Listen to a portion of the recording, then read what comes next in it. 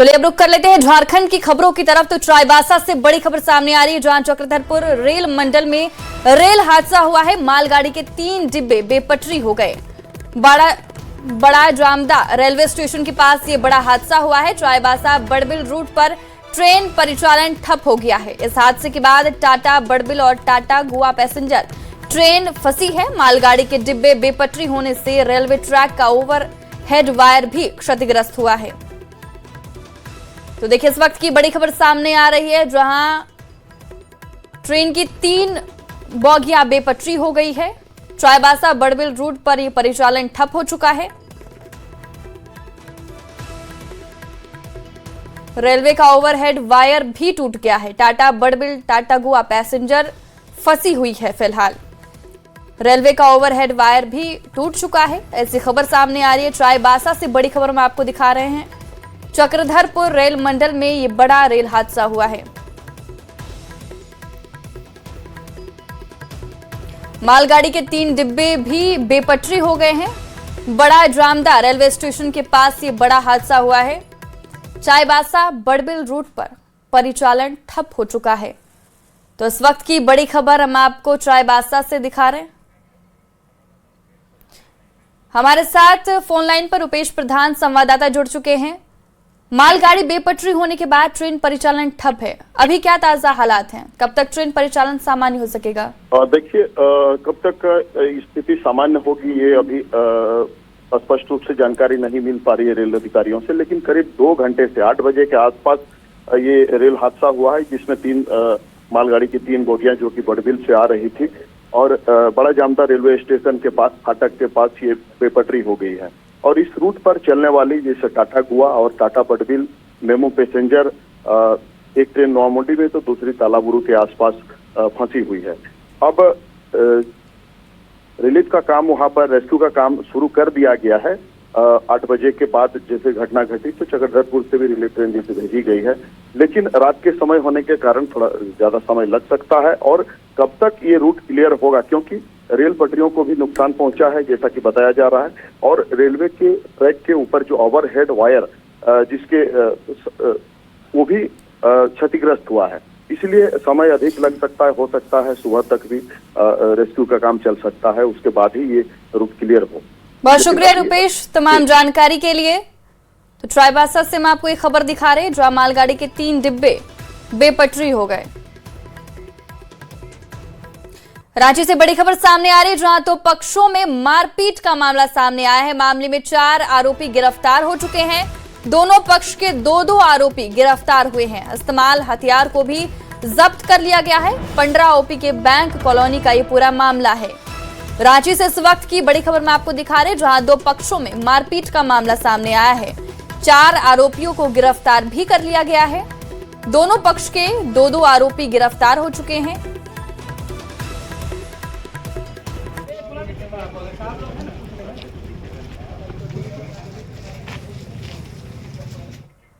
Khunti police को नशीली पदार्थों के कारोबार के खिलाफ बड़ी सफलता मिली है। पुलिस ने करीब 50 लाख रुपए कीमत का डोडा बरामद किया। नशे की खेप के साथ 2 कारोबारी गिरफ्तार किए गए।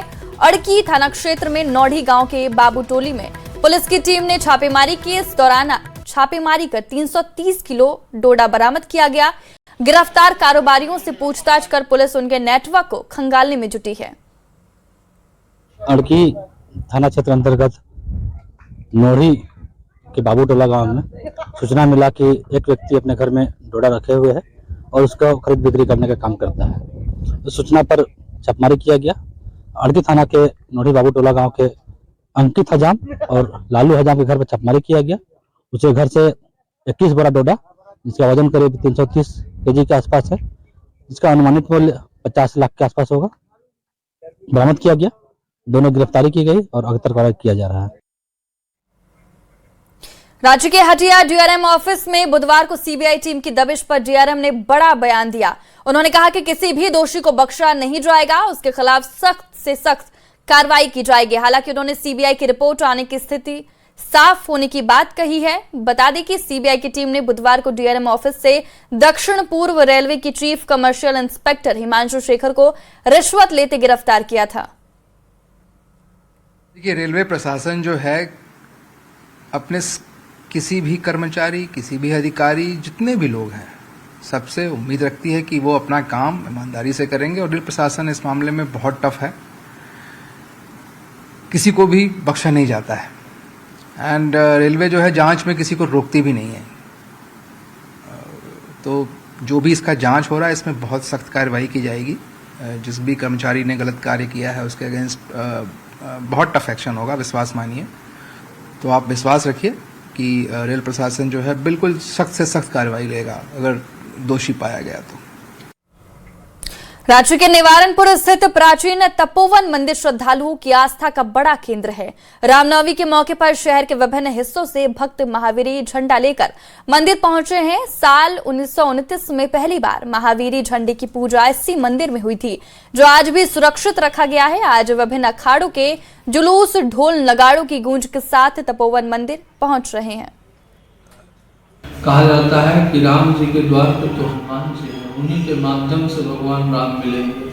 तो ये झारखंड वासी इस चरित्र को सार्थक कर चुके हैं और प्रत्येक वर्ष रामनवमी के उत्सव में हम सब ये देखते हैं कि झारखंड में जो रामनवमी के दिन उल्लास होता है उसमें श्री हनुमान जी का प्रधानता मूल में होता है, क्योंकि भगवान राम का प्राप्त करने का साधन हनुमान जी से ही होकर जाता है।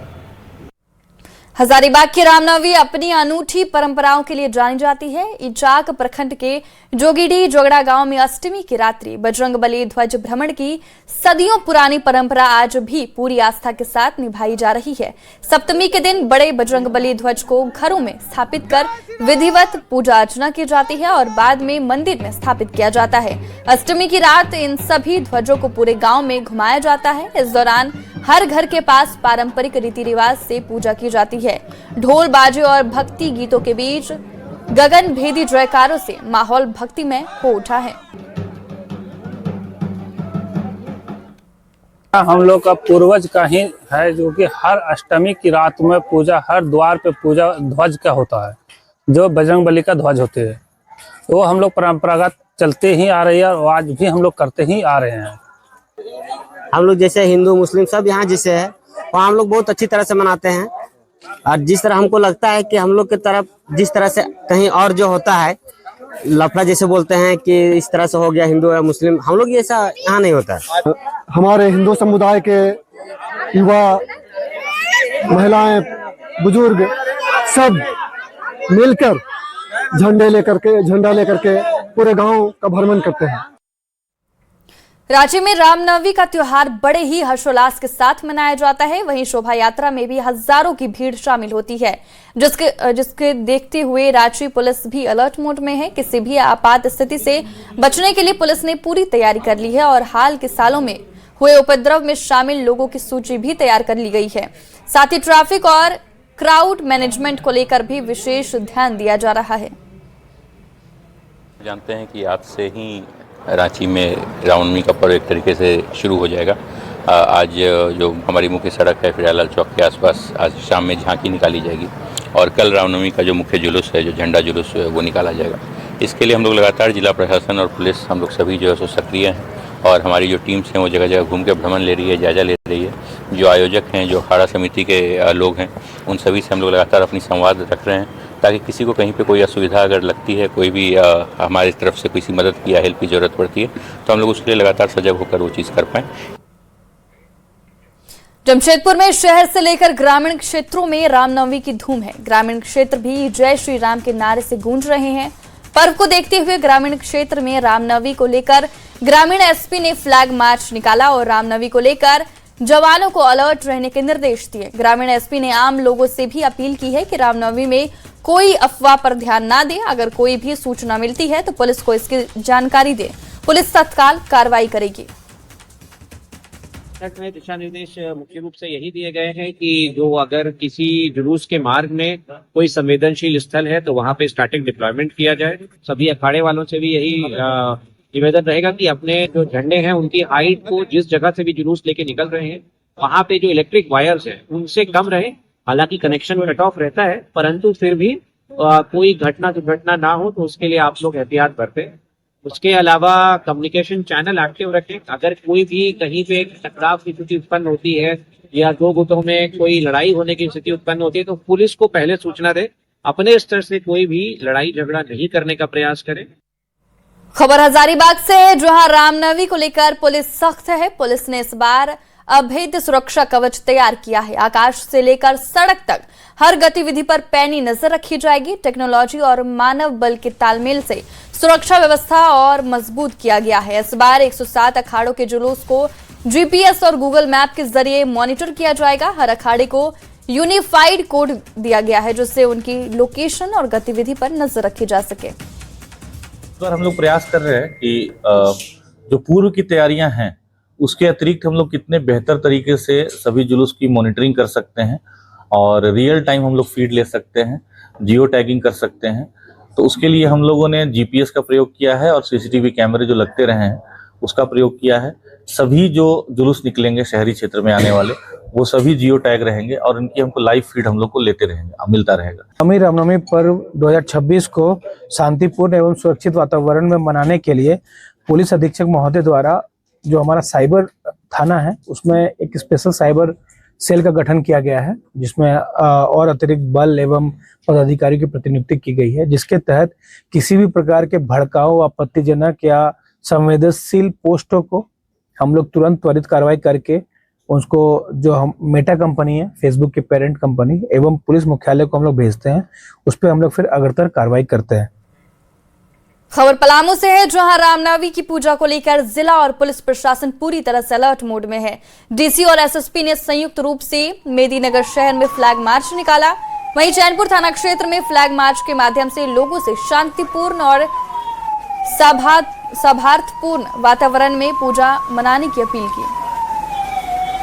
पलामू में भी रामनवमी पूजा को लेकर प्रशासन पूरी तरह से अलर्ट मोड में है। पलामू डीसी समीरा एस और एसपी रिश्मा रमेशन द्वारा चैनपुर थाना क्षेत्र में मेदिनीनगर शहर थाना क्षेत्र में फ्लैग मार्च निकाली गई। फ्लैग मार्च के दौरान लोगों से अपील किया गया कि इस पूजा को शांतिपूर्ण ढंग से मनाएं, सौहार्द के रूप में, भाईचारगी में इस पूजा को मनाएं। इसको लेकर के प्रशासन ने अपील किया है लोगों से। वहीं अगर हम बात करें तो पाटन प्रखंड के पाल्हे गांव में भी रामनवमी पूजा में पिछले साल विवाद हुआ था, उसको लेकर के भी प्रशासन ने स्थानीय लोगों के साथ बैठक करके वार्ता किया है और शांतिपूर्ण पूजा मनाने को लेकर के निर्देश दिया है। तो कुल मिला के पलामू की भी बात करें तो पलामू में रामनवमी पूजा को लेकर पुलिस प्रशासन हो या जिला प्रशासन पूरी तरह से सतर्क और अलर्ट मोड में है। नीलकमल, न्यूज़ 18 पलामू। रामनवमी पर रांची में परंपरागत हथियारों की बिक्री में तेजी नजर आ रही है। इस बार रामनवमी पर बाजार में एक से बढ़कर एक नई हथियार बिक्री के लिए उपलब्ध हैं। सामान्य तलवार जहां 400 से 1000 रुपए तक में उपलब्ध है, वहीं इस बार बाहुबली तलवार और भगवान परशुराम का फरसा भी खरीदारों के बीच आकर्षण का केंद्र है।